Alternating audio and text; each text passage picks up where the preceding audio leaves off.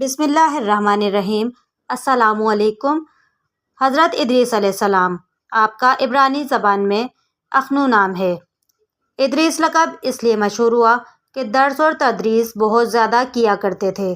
اس کی وجہ یہ تھی کہ قابل کی اولاد میں اور ان کے اثر سے دوسرے لوگوں میں گمراہی روز بروز بڑھتی جا رہی تھی۔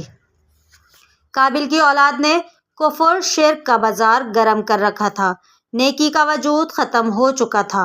حضرت آدم علیہ السلام اور حضرت شیث علیہ السلام کی قائم کردہ تمام حدودوں کو پامال کیا جا رہا تھا۔ نکاح کی رسم اٹھ چکی تھی، حرام خوری اور حرام کاری اس حد تک بڑھ چکی تھی کہ کسی قسم کا کوئی امتیاز باقی نہیں رہا تھا۔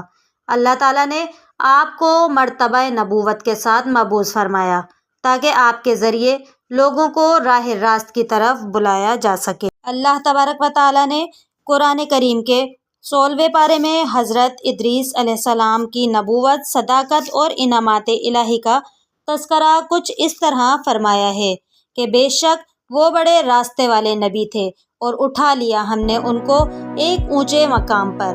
یہ وہ لوگ ہیں جن پر اللہ تبارک و تعالیٰ نے انعام کیا نبیوں میں سے آدم کی اولاد میں، یعنی اٹھا لیا ہم نے ان کو ایک بلند مقام پر۔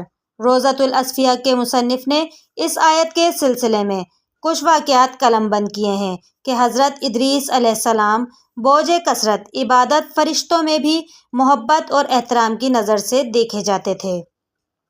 فرشتے ان کے پاس آتے تھے اور ان کی صحبت میں بیٹھا کرتے تھے۔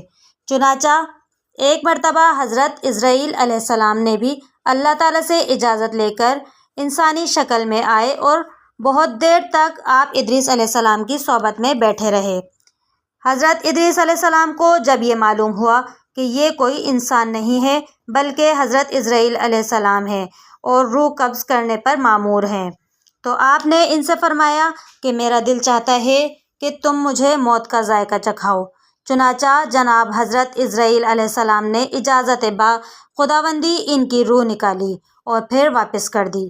اس کے بعد حضرت ادریس علیہ السلام نے ان سے فرمایا کہ میرا دل چاہتا ہے کہ میں جنت اور دوزخ کی سیر کروں، اگر آپ یہ بھی کروا دیتے تو بڑی عنایت ہوتی۔ چنانچہ حضرت اسرائیل علیہ السلام نے اللہ تبارک و تعالیٰ سے اجازت لے کر ان کو جنت اور دوزخ کی سیر کرائی۔ دوزخ کو دیکھ کر جنت میں آئے اور بہت دیر تک مصروف سیر و تماشا رہے۔ آخر حضرت اسرائیل علیہ السلام نے عرض کیا کہ اب واپس تشریف لے چلیے، مگر حضرت ادریس علیہ السلام نے جواب میں کہا کہ جب تک جنت اور دوزخ کو پیدا کرنے والا مجھے یہاں سے نکلنے کا حکم نہیں دے گا اس وقت تک میں نہیں جاؤں گا۔ چنانچہ خدا تعالیٰ نے ایک فرشتے کو حکم مقرر کیا تاکہ وہ فیصلہ کر دے۔ اسرائیل علیہ السلام نے فرشتے کو پوری کیفیت بتا دی۔ پھر حضرت ادریس علیہ السلام نے فرمایا میں قانون خداوندی کے مطابق موت کا ذائقہ چکھ چکا ہوں، دوزخ سے بھی گزر چکا ہوں اور اب جنت میں آ گیا ہوں، اور چونکہ حق تعالیٰ نے فرمایا ہے وَمَا هُمْ بِخَارِجِينَ مِنْهَا، ہم تم کو اس سے نہیں نکالیں گے، لہٰذا میں نہیں جانا چاہتا۔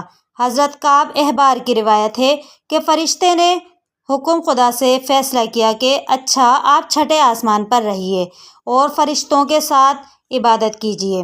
چنانچہ حضرت ادریس علیہ السلام چھٹے آسمان پر فرشتوں کے ساتھ عبادت میں مشغول اور مصروف ہیں۔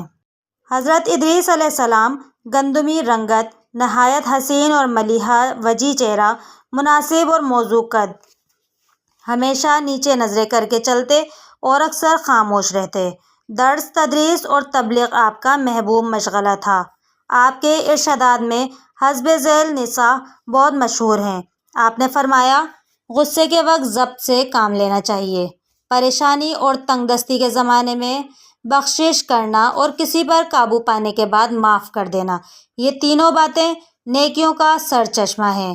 آپ نے فرمایا لوگوں میں عقل مند وہ ہے جو بادشاہوں کا، علماء کا اور دوستوں کا احترام اور ادب کرے، کیونکہ بادشاہوں کی گستاخی پریشانی کا سبب ہے، علماء کی توہین سے دین میں نقصان پیدا ہوتا ہے اور دوستوں کی بے مروتی اور بے وفائی سے آپس میں نفرت پیدا ہوتی ہے۔ آپ نے فرمایا لوگوں کو چاہیے کہ وہ مصیبت کے وقت صبر و تحمل سے کام لیں اور توضیح کرنے میں کوئی وقفہ نہ اٹھائیں۔ تو دوستوں پھر ملتے ہیں اگلی ویڈیو کے ساتھ۔ ویڈیو اچھی لگی ہو تو لائک، شیئر، کمنٹ اور چینل کو سبسکرائب لازمی کر دیجیے۔